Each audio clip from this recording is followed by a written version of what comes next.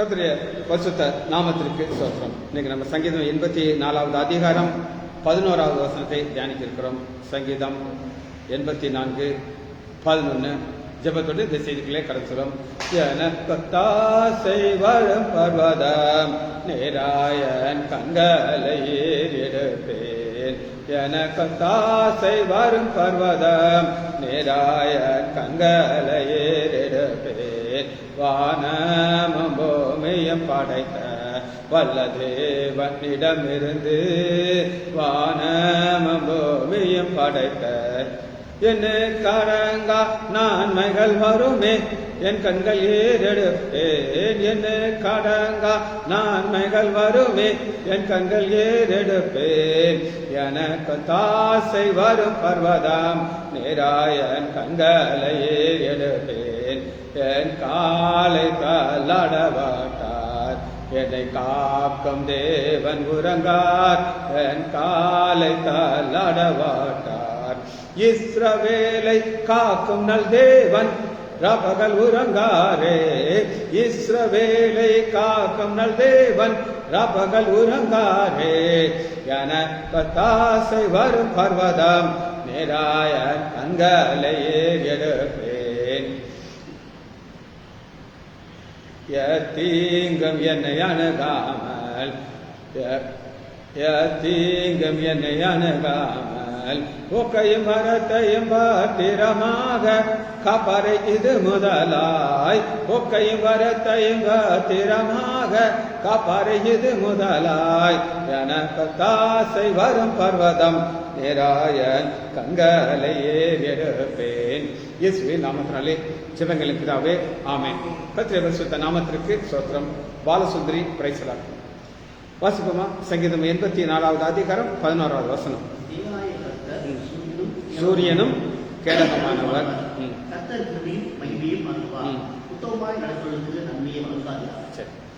இப்ப கர்த்தர் சூரியன். அவர் சூரியனா அப்படின்னு கேட்டேன். அவர் சூரியன் கிடையாது. அவர் சூரியனை உண்டு பண்ணினார், கிரியேட்டர். இப்ப எல்லாத்துலயுமே பாத்தீங்கன்னா made in India, made in India, USA இருக்கும். ஒரு பெரிய ஆர்ட்டை வரைஞ்சாச்சுன்னா கீழே என்ன எழுதிருப்பாங்க? வரைஞ்சுடைய சிக்னேச்சர். ஏன்னா இதை நான் உண்டு பண்ணேன்னு. ஆண்டவருக்கும் மற்றவர்களுக்கும் என்ன ஒரு வித்தியாசம் அப்படின்னு கேட்டீங்கன்னா நிறைய வித்தியாசங்கள் இருக்கு. சாத்தானுடைய ஸ்பெஷாலிட்டி என்ன அப்படின்னு கேட்டால் அவன் காப்பி அடிக்கிறோம். போன செய்தியை நீங்கள் கவனமாக கேட்டிருந்தீங்கன்னா அதை நான் உங்களுக்கு வாசிக்கிறேன். போன வாரம் நம்ம பார்த்த செய்தியில் ஒரு கண்டினியூட்டியை பார்க்க போகிறோம். என்னாகமம் 16வது அதிகாரம். என்னாகமம் 16வது அதிகாரம் 38வது வசனம்.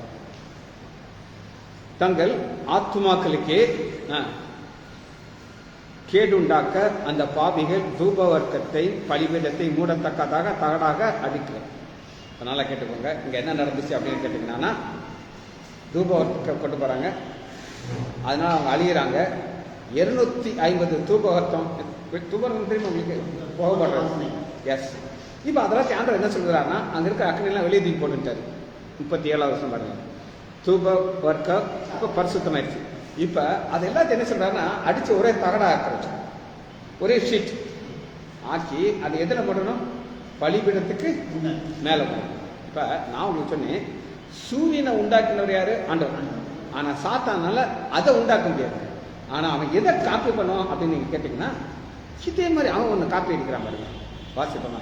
இப்ப நம்ம பார்த்தோம்ல, இதே இதை எங்க காப்பி நீங்க பார்க்கலாம் அப்படின்னு கேட்டீங்கன்னா, ஏசாயா 41வது அதிகாரம்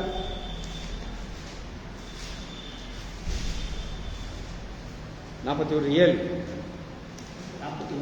எஸ். தட்டானையும் உற்சாகப்படுத்தி இசைக்கிறதுக்கான கூட்டம் என்று சொல்லி அது அசையாதபடிக்கு அவன் ஆணிலாக இருக்கிறான். சரி, நான் அதை வாசிக்கிறேன். சரியா? என்ன நம்ம பார்க்கறோம் அப்படின்னா, சித்திர வேலைக்காரனா என்ன அர்த்தம் அப்படின்னு கேட்டாங்க. இப்ப நம்ம ஒரு விக்கிரத்தை பார்க்கறோம். விக்கிரத்தை உண்டாக்குறதுக்கு அவன் என்ன செய்யறான் அப்படின்னு கேட்டீங்கன்னா, சுத்தியலாலே மெல்லிய தகடு தட்டுகிறவன். அப்ப மெல்லிசா ஒரு தகடு தட்டுறான்.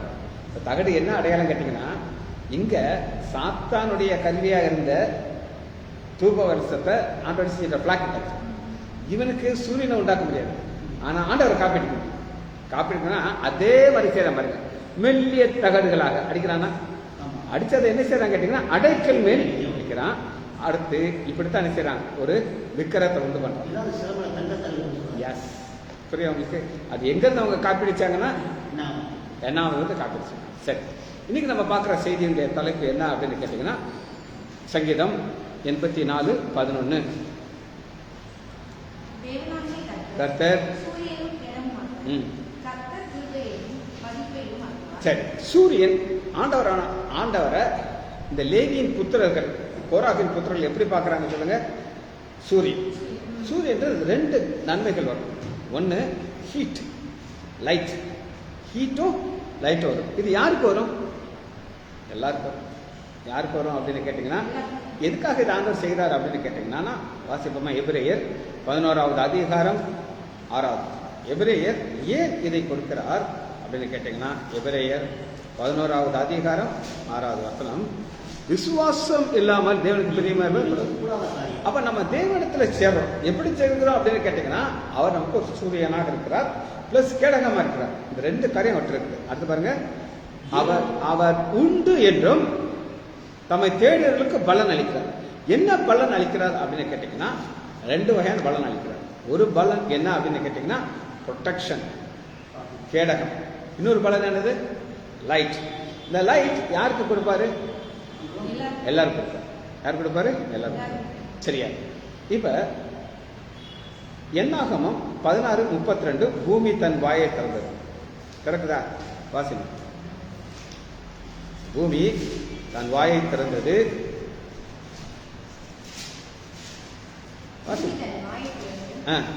அவர்களையும் அவர்கள் வீடுகளையும் எல்லா மனிதர்களையும் அவர்களுக்கு உண்டான சகல பொருட்களையும் விழுங்கி போட்டது. அவர்களுக்கு தங்களுக்கு உண்டான எல்லாவற்றையும் உயிரோடே பாதாளத்தில் இறக்கினார்கள். பூமி அவர்களை மூடி போட்டது.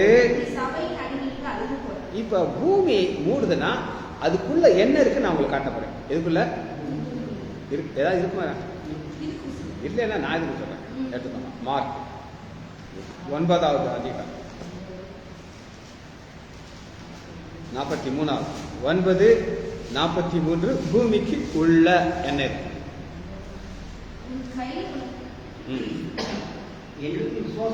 இல்ல, உன் கை உனக்கு இடல் உண்டானால்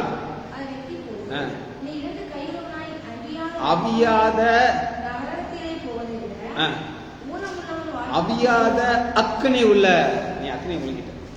பூமிக்கு நடுவில் என்ன இருக்குது? அக்னி. அந்த அக்னிக்குள்ள யாரு போயிட்டா? கோரா. மார்க்கு 9:43. சரியா? எதுக்குள்ள போயிட்டாங்க? இப்ப நான் உங்களுக்கு சொன்னேன், லைட் ஆண்டவர் யாரு கொடுப்பாரு? எல்லாரும் கொடுப்பாரு. வாசிப்போமா? மத்தேயு 5வது அதிகாரம் 45வது வசனம். இப்படி செய்வதனாலே அவர் தீயோர் மேலும் நல்லோர் மேலும் தமது சூரியனை உதிக்க பண்ணி. ஆண்டோட பாகுபாடு கிடையாது. எதுல பாகுபாடு கிடையாது? அந்த சூரியன் இருக்கும். சூரியன் வருகிற லைட் யாருக்கு வரும்? எல்லாருக்கும் வரும். ஆனா பாதுகாப்பு எல்லாருக்கும் கிடையாது. சரியா? அவர் எல்லாருக்கும் கேடகமாக இருக்க மாட்டார். சரி, இன்னைக்கு நம்ம கொஞ்சம் டீப் ஸ்டடி பார்க்க போகிறோம் சூரியனை குறித்து. ஏசாயா 60வது அதிகாரம் 19. ஏசாயா 60:19. இனி சூரியன் உனக்கு பகலில் வெளிச்சமாயிராமல் சந்திரன் தன் பிரகாசத்தினாலே இருக்கா? இனி சூரியன் உனக்கு பகலில் வெளிச்சமாயிராமலும் சந்திரன் தன் வெளிச்சத்தால் உனக்கு பிரகாசியாமலும் கர்த்தரே உனக்கு நித்திய வெளிச்சம். இது யாருக்கு அப்படின்னு நீங்க கேட்டீங்கன்னா, இது எல்லாருக்கும் கிடையாது. யாரு கிடையாது? வாசிப்போமா? ஏற்கனவே போன வாரம் நம்ம தியானிச்சோம். எத்தனை பேருக்கு நாம் தியானிச்சது ஞாபகம் இருக்குன்னு தெரியாது. போன வாரம் ஞாயிற்றுக்கிழமை உங்களுக்கு நான் என்ன சொல்லிக் கொடுத்தேன் அப்படின்னு கேட்டீங்கன்னா, சங்கீதம் 84:10, 1000 நாளை பார்க்கலாம் ஒரு நாள். 1000 நாள் என்னது? 1000 வருட ஆசாட்சி. இந்த 1000 வருட ஆசாட்சியில இந்த 11வது வசனத்துல அவர் எப்படி இருப்பார்னா, அவர் கிருபையும் மகிமையும் அருவார். கிருபை மகிமை யாருக்கு அனுப்புறாரு? அவருடைய பிள்ளைகள். இது எல்லாருக்கும் கிடையாது. அதைத்தான் நம்ம பார்க்கிறோம். ஏசாயா 60வது அதிகாரம் 19வது வசனம், இனி சூரியன் உனக்கு கர்த்தரே வெளிச்சமாயிட்டார். புரியுதா உங்களுக்கு? இந்த சூரியன்லாம் அழிஞ்சு போயிடும். எங்க அழிஞ்சு போயிடும்? புதிய வானம் எல்லாம் அழிஞ்சு போயிடும். ஆண்டவர் அவரை என்ன செய்யறாரா இருக்காரு. 60வது அதிகாரம் முதல் வசனம் வாட்ச் 61. எழும்பே பிரகாசி. எழும்பி பிரகாசிக்கிறதுக்கு இவங்க எப்படி கிடக்காங்க? வீழ்ந்து கிடக்குறாங்க. ஏன் விழுந்து கிடக்குறாங்கன்னா, இவங்க அப்பா கோராகு குடும்பம் ஃபுல்லா இதுக்குள்ள போயிடுச்சு. அப்ப அவங்க எப்படி இருப்பாங்க? விழுந்து கிடக்காங்க. ஐயோ எங்க அப்பா எல்லாரும் போயிட்டாங்களே. ஆனா பின்னாடி போட்டோம் அது தூசியில் அனுப்பிச்சாங்க, தட்டி எழுப்பிட்டு எந்திரிச்சிட்டாங்க. எந்திரிச்சதுனாலதான் 2வது வருஷம் இருள் பூமியை. பூமினா எந்த பூமி? கோராகு குடும்பம், அவங்களுக்கு தான் இருள். எந்த எந்த ஜனம்? மோசேக்கு விரோதமாக பேசினவர்களுக்கு வார்த்தை வருது. ஆனால் உதிப்பார். உதிச்சாரா இல்லையா? உதிச்சார். அதனாலதான் அந்த கூக்குரலை கேட்டு எல்லாரும் எல்லாம் செய்து ஓடுறாங்க. ஆனா கோராகு புத்திரர் என்ன செய்யல? சாகவில்லை. சரி, இப்ப இந்த சூரியன் என்னெல்லாம் செய்யக்கூடும் அப்படின்னு சொல்லி பாத்தீங்கன்னா எடுத்துக்கலாமா? 2 சாமுவேல்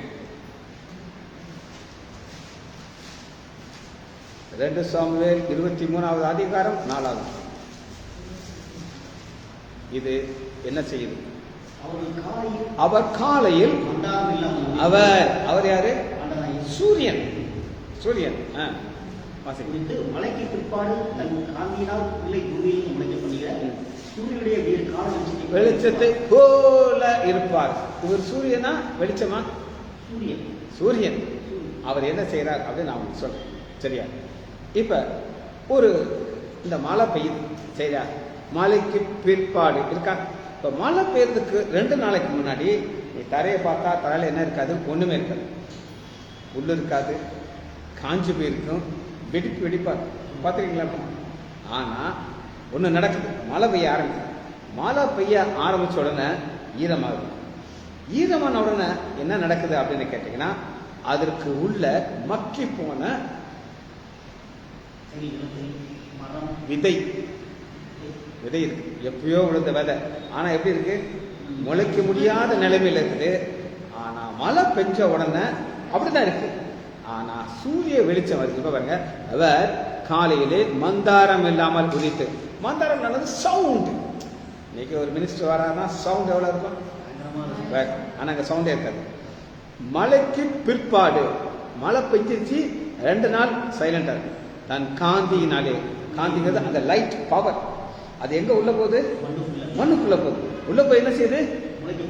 முளைக்க முடியாம இருந்த வேத வெளியே வருது. இது எதற்கு அடையாளம் அப்படின்னு கேட்டீங்கன்னா, இந்த கோராகு புத்திரர் எதுக்குள்ள போக வேண்டியவங்க? மண்ணுக்குள்ள போக வேண்டியவங்க. ஆனா அவங்கள மண்ணுக்குள்ள போகாம அவர் என்ன செய்யறாரு?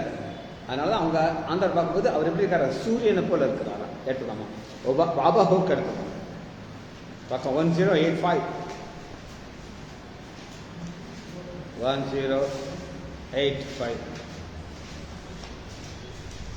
ஆபஹோக் 3வது அதிகாரம் 4வது. அவருடைய பிரகாசம் சூரியனை போல் இருந்தது. அவருடைய கருத்தில் கிரணங்கி வீசின அங்கே அவருடைய பராக்கிரமம் மறைந்தது. எஸ், நான் வசிக்கிட்டா அவருடைய பிரகாசம் சூரியனை, சூரியனா சூரியன் போல என்ன அர்த்தம்? அப்ப அபகு பாக்குறாரு, ஆண்டோடைய பிரசனம் எது மாதிரி இருக்கு? ஒரு லைட் இருக்கா? இந்த லைட்டுக்கு டியூப் லைட்டுக்கு வித்தியாசம் இருக்கா? எதுக்கு பவர் கூட இப்படி பார்க்க முடியுமா? பார்க்க முடியாது. இதையே பார்க்க முடியல. இதை பார்த்து நம்ம சூரியன் வச்சுடுவோமா? சொல்ல முடியும். அந்த மாதிரி அவரோட பவர் அங்கிருந்து வருது. அவருடைய கருத்திலிருந்து கர்ணங்கள் வீசின, அங்கே அவருடைய பராக்கிரம் மறைந்தது. எவ்வளவு நேரம் மறைந்தது அப்படின்னு கேட்டீங்கன்னா, கோராகு புத்திரருக்கு மாத்திரம் அந்த பவர் வரும். அவங்கள மாத்திரம் ஒரு கேடகமா மாத்துறாரு. அவங்கள மாத்திரம் நினைச்சாரு. இதுக்கு என்னன்னா ஹிடன் ஸ்ட்ரென்த். ஹிடன் ஸ்ட்ரென்த் என்ன தெரியுமா உங்களுக்கு? ஒரு உதாரணம் சொல்றேன். ஒரு ஆள் வர்றாங்க, டேங் டேங் டேங், எல்லாம் இப்படி நரம்பு மாதிரி இருக்காங்க. ஆனா ஒரு குத்துறான், இப்படி பிச்சுக்கிட்டு வந்து. இது யாருன்னா, நான் கராத்தே சாம்பியன், பிளாக் பெல்ட். அவன் எப்படி இருப்பான்? உங்களை மாதிரி தான் இருப்பான். இப்படிதாங்க இருப்பான், உங்களை மாதிரி தான் இருப்பான். ஆனா நீங்க குத்துறது அவங்க அதான் அவன் குத்துறது எப்படி குத்துறான்? அதான் ஹிடன் ஸ்ட்ரென்த். பார்த்தா நம்ம கை மாதிரி இருக்கும், அவங்க பவர் வேற மாதிரி இருக்கும். ஆனா ஆண்டவர் அதுக்கு மேல இருப்பாரு. மல்கியா 4வது அதிகாரம் 2வது வசனத்தை எடுத்துக்கோங்க. மல்கியா 4:2. என் நாமத்துக்கு பயன்படுத்துகிற உங்கள் மேல் நீதியின் சூரியன் உதிக்கும். எஸ். இப்ப சூரியனுக்கு இங்க வேற ஒரு பேர் கொடுத்திருக்கு. அது என்னது? நீதியின் சூரியன். இதுங்க நீதியின் சூரியன் சொல்லட்டும். இப்ப எல்லாருக்கும் ஒரே மாதிரி ஒரு ரிசல்ட் இருக்காது. எல்லாருக்கும் ரிசல்ட் ஒரே மாதிரி இருக்குமா? இருக்காது. ஆண்டவர் எல்லாரையும் ஒரே மாதிரி பார்ப்பாரா? இல்லை. கேட்கணும். யாக்கோவை வேற மாதிரி பார்ப்பார், ஏசாவை வேற மாதிரி. ஏசாவும் யாக்கோவும் ஒரே கர்ப்பத்திலிருந்து வந்தவங்க தான். ஆனா ஆண்டவர் என்ன சொல்றாருன்னா, நான் ஏசாவை வெறுத்தேன். என்ன சொல்றாரு? ஏசாவை வெறுத்தேன். ஆனா யாரை எனக்கு பிடிக்கும்? யாக்கோவை. எழுதுங்க. ரோமர்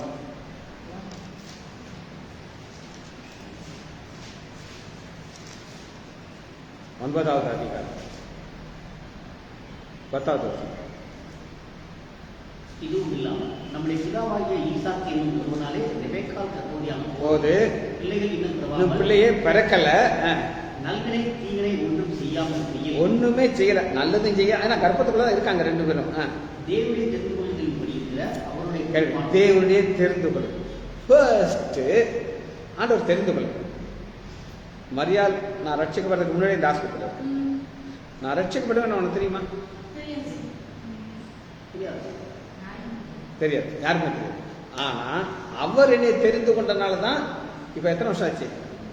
25 வருஷம் ஆயிடுச்சு. ஓடிச்சா இல்லையா? உனக்கு கல்யாணம் ஆகலை, உனக்கு 2 பிள்ளை இருக்காங்க, பாட்டி ஆயிட்ட. புரியுது? அது காரணம் பிரச்சனை.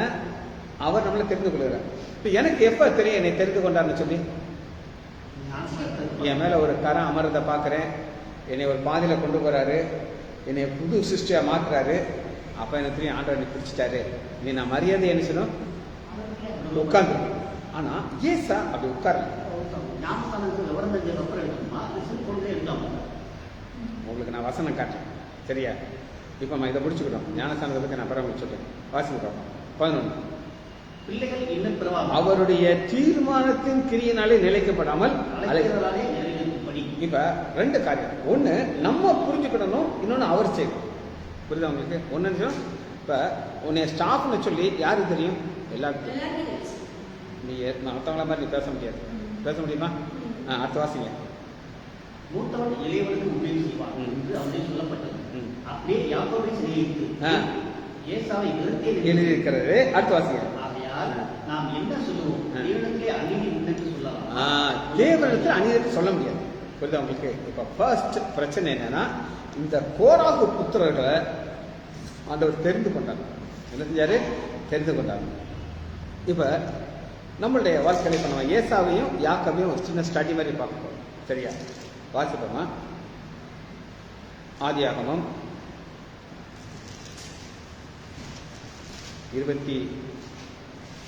27வது அதிகாரம்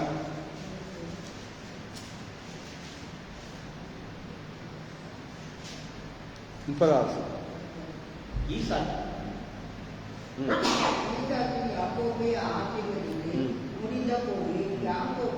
34 நான் வாசிக்கிறேன். ஏசா தன் தகப்பனுடைய வார்த்தைகளை கேட்டவுடன் மிகவும் மனம் கசந்து உரைத்த சத்தமாய் அலறி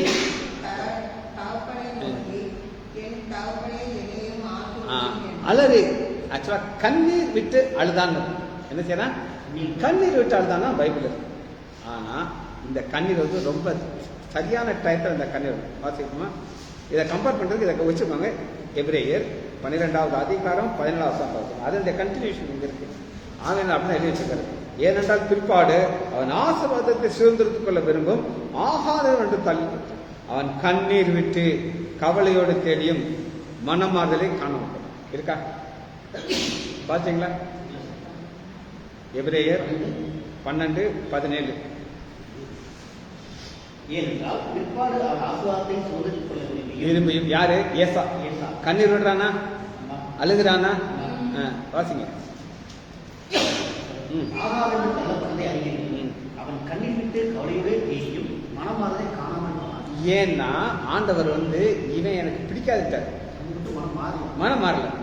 வாசிப்போமா? ஆதியாகமம் 28வது அதிகாரம் முதல் வசனம். இப்ப ஆசீர்வாதத்துக்காண்டி அழுகிறான்.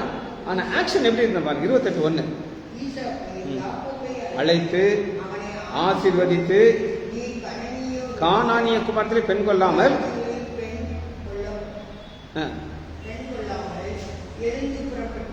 நான் வாசிக்கிறேன். யாக்கோபு தன் தகப்பனுக்கும் தாய்க்கும் கீழ்ப்படிந்து போயிட்டானா. ஆனா 8வது சொன்ன கானானுடைய குமார்த்தியை தன் தகப்பனார் ஈசாக்கன் பார்வைக்கு ஏச அறிந்தும் கல்யாணம். புரியுதா உங்களுக்கு? அதாவது ஆசீர்வாதம் எனக்கு கிடைக்கலாம் அழுகிறாங்க அப்படித்தானே. ஆனா அப்பா அம்மாவோட இருக்கையத்தை சந்தோஷப்படணும்னு தெரியும். நான் சின்ன வயசுல எங்க அப்பாவை ரொம்ப சந்தோஷப்பட்டேன். ஏன் தெரியுமா? அது ஒரு சீக்ரெட். எங்க அண்ணன் சின்ன சின்ன தப்பு செஞ்சு மாட்டிக்குவார். எங்க அப்பா எங்கிட்ட சொல்லுவார், உன் அண்ணன் எப்படி செய்யறான்னுட்டு. அப்பவே உங்க முடிவு பண்ணி, இதை நான் செய்யக்கூடாது, இதை செஞ்சா எங்க அப்பாவுக்கு கோவம் பிடிக்காது, என்கிட்ட சொல்றதில்ல பிடிக்காதுன்னு. அப்ப நானும் செய்யலாம், அதை செய்ய மாட்டேன். ஆனா யாக்கோபு பேர்சபை விட்டு புறப்பட்டு ஆரானுக்கு போக பிரயாணம் பண்றாரு. 11 அங்கே ஒரு இடத்துல சூரியன் அஸ்தமனம், அங்கே ராத்திரி இருக்கா. இந்த 28வது அதிகாரம் 11வது வசனத்துல யாரு கிடையாதுன்னு சொல்லுங்க? அப்பா கிடையாது. யாக்கோபு அப்பா எங்க இருக்காரு? அண்ணே கொலை செய்திருவான்னு சொல்லி ஒரு வந்துருச்சு. இங்க பாருங்க 27:42 அதிகாரம் 27:40. மூத்த மகனாகிய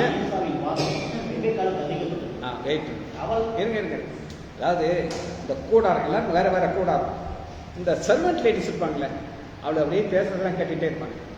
நம்ம டிரைவர் இருப்பாரு, கார் ஓட்டும் போது கேட்பார கேட்க மாட்டாரா? நாங்கள் யார் யாரெல்லாம் பற்றி பேசுகிறோம், இதெல்லாம் யாருக்கு அதுக்கு போதா விடும்? ஆமாம், அவர் போட்டு கொடுக்க முடியுமா? முடியாதா? குடிக்க மாட்டாருன்னு சொல்லி நாங்கள் சரி மனுஷன் பேசலாம். ஆனால் நியூஸ் எங்கே வந்துருச்சு பாருங்க, ரெபேக்காலுக்கு அறிவிக்கப்பட்டது.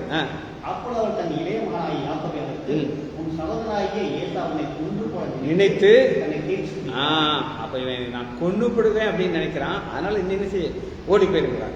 ஓடி போறேன்னு சொல்லிட்டாரா? இப்ப ஓடி வந்துட்டார். 28வது அதிகாரம் 11வது வசனம். ஒரு இடத்திலே வந்து சூரியன் அஸ்தமித்தது. இந்த சூரியன் தான் இப்ப யாக்கோபுக்கு இந்த சூரியன் நினைச்சது ஏன் அஸ்தமிச்சு அப்படின்னு கேட்டீங்கன்னா, ஆண்டவர் ஒரு பெரிய ஆச்சரியத்தை வச்சிருக்கிறார்.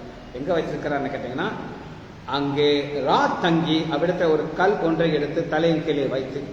அப்ப இவரு நீங்களாம் பெட்ஷீட் வச்சு தூங்குங்களா? தலானி வச்சு தலானி இல்லாமல் தூங்குங்களா? எல்லாருக்கும் அந்த என்கிட்ட ஸ்பெஷல் தலானி இருக்கும், அது யாரும் கொடுக்க மாட்டேன். அந்த எந்த ஊருக்கு போனாலும் அதை கையில் தூக்கி போயிருங்க. ஆனால் இவர் போகிற ஸ்பீட்டை எதோ தூக்கிட்டு வரல, நல்ல அங்கே இருக்கு, தலையை தூக்கிட்டு வரல. நான் பார்த்தாரு, இங்கே தான் தலை இருக்குன்னு படுத்துக்கிட்டாரு. படுத்துட்டு மேலே பார்க்குறாரு. அடுத்து பாருங்க, அங்கே அதற்கு மேலாக கர்த்தர் நின்று.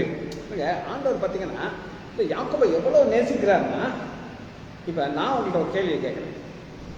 யாக்கோபு படுத்திருக்கிற இடத்துல ஆண்டவர் வந்திருக்காரா, இல்லைன்னா அவர் இருக்கிற இடத்துக்கு இவனை கொண்டு வந்திருக்காரா? ஏன் நீ நீ குத்துமதிப்பா சொல்லிட்ட? 17 வாசிங்க, அதெல்லாம் பதில் இருக்கு. நீ குத்துமதிப்பா அடிச்சிட்ட. இந்த ஸ்தலம், இந்த பர்டிகுலர் இடத்துல யார் இருக்கா? ஆண்டவர் இருக்காரு. அதனாலதான் அவன் தலம் அந்த கல்லை வச்சு படுத்திருக்கான்ல, இதான் அந்த கல்லுன்னு வச்சுக்கோங்க. இப்படி பார்த்தோன்னா நேரம் மேல ஆண்டவர் இருக்காரு. இப்ப அவனை எவ்வளவு நேசிக்கிறான் யார? யாக்கோபு நேசிச்சு அவன் என்ன செய்யறாரு? கொண்டுறாரு. இந்த ஸ்பாட்டுக்கு வா அப்படிங்கிறாரு. இங்க வந்து என்ன செய்யறாரு? ஒரு ஆசீர்வாதம் கொடுக்குறாரு. வாசிங்க பார்ப்போம். 13 நீ படுத்திருக்கிற பூமியை உனக்கு உன் சந்ததிக்கு தருவேன். இவன் மனசுல நினைச்சிருப்பான். என்ன நினைச்சிருப்பானா, ஐயா ஒரு தலானி வாங்க என்கிட்ட காசு கிடையாது, தலானியே இல்லை, ஆனா இடத்த கொடுக்குறீங்க. இடம் வாங்குறது இல்லையா சார்? தலானி வாங்குறது இல்லையா சார்? ஆனா அவர் என்ன சொல்றாரு? இடத்தையே தரேன். எதுக்காக நான் சொல்றேன் அப்படின்னு கேட்டீங்கன்னா, ஆண்டவர் ஒரு சூரியனாக தன்னை காட்டுறார். அதான் நீதிங்கிறது. இப்ப நீதிங்கிறது தான் நான் இவ்வளவு விளக்கம் சொல்றேன். புரியுதா? சரி, திரும்ப வருவோமா? மல்கியா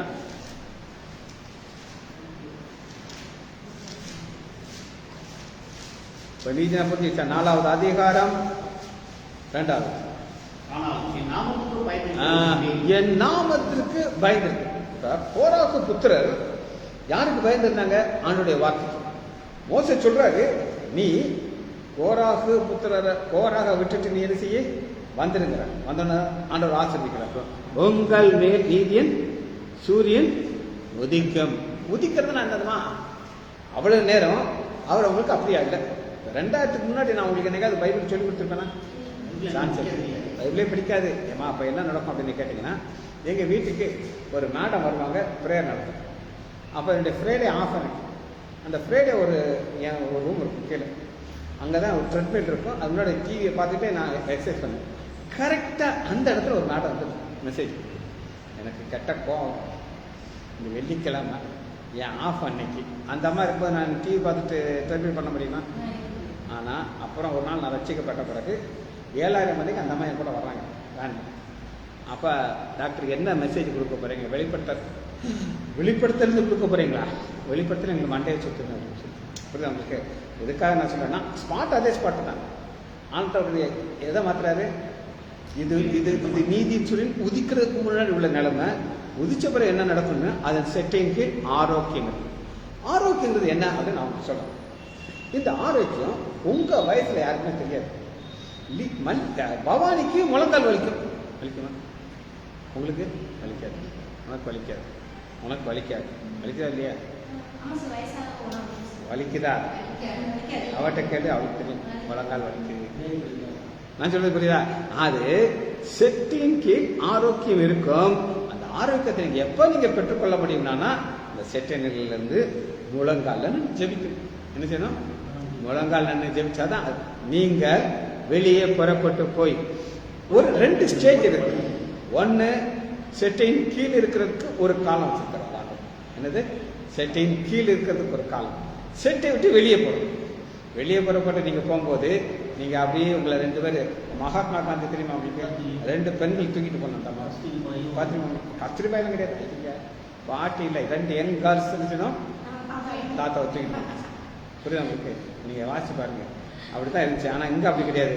நீங்கள் வெளியே புறப்பட்டு போய் கொளுத்த கன்றுகளை வளர்ல ஒரு குரோத் கேட்டு. நான் சொன்னேன் உங்களுக்கு, அந்த சூரியன் கதிர் வர்றது வர கீழே என்ன இருக்கும்?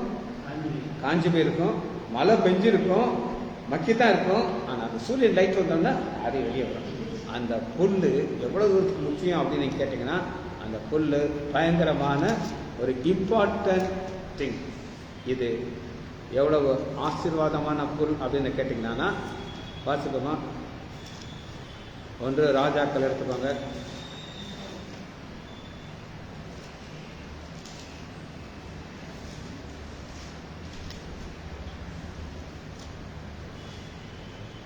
எடுத்துக்கோமா? 18வது அதிகாரம் 4வது. புல் இல்லாம ஒரு ராஜா அலைகிறார். 1 ராஜாக்கள் 18வது அதிகாரம். ஆகாப் ஒபாதையை பார்த்து, நீ தேசத்தில் இருக்கிற எல்லா நீர் எடுக்கலையா? ஆமா, பக்கம் 454 வாசி. உங்க வயசுல பைபிள் வாங்குறதுல 18:5 பார்த்து போ,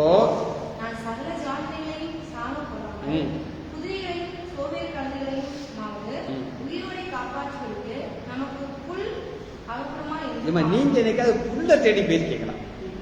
எல்லா இடத்துலயும் புல் இருக்கு, அப்படிதானே? நம்ம ஊர்ல போய் போய் என்ன ஒரு பயங்கரம்னு கேட்டீங்கன்னா, தக்காளி கூவி கூவி விற்கிறாங்க. கிலோ என்ன? எத்தனை கிலோ? 5 கிலோ. இது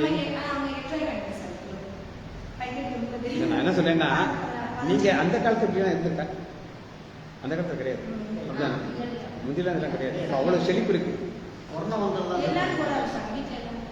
2வது பாருங்க, அன்னைக்கு முட்டைக்கோசு கூவி கூவி விற்கிறாங்க.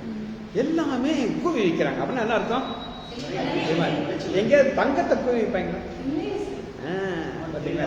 அது நீ தேடி போகணும், கையில காசு இருக்கணும். உங்களை பார்த்தானா நீ வாங்குற ஆளான்னு தான் பார்ப்பான். அப்படி பார்ப்பான், நீ அமுக்கிக்கிறியான்னு. கூவியெல்லாம் விற்க மாட்டாங்க. ஆனா இங்க அந்த நீதியின் சூரியன் இவங்களுக்கு உறுதிக்கல. அதனால நமக்கு புல் ஆகப்பான்னு சொல்றது யார் அனுப்புற? ராஜா. யார் அனுப்புறா? ராஜா அனுப்புறாரு. ஆனா நீதியின் சூரியன் புறப்பட்டு வந்துச்சுன்னா அந்த ஆசீர்வாதம். சரியா? ஜெபித்து முடிப்போமா? மகா இரக்கமும் கிருபையும் உள்ள பிதாவே உம்மை துதிக்கிறோம் ஐயா.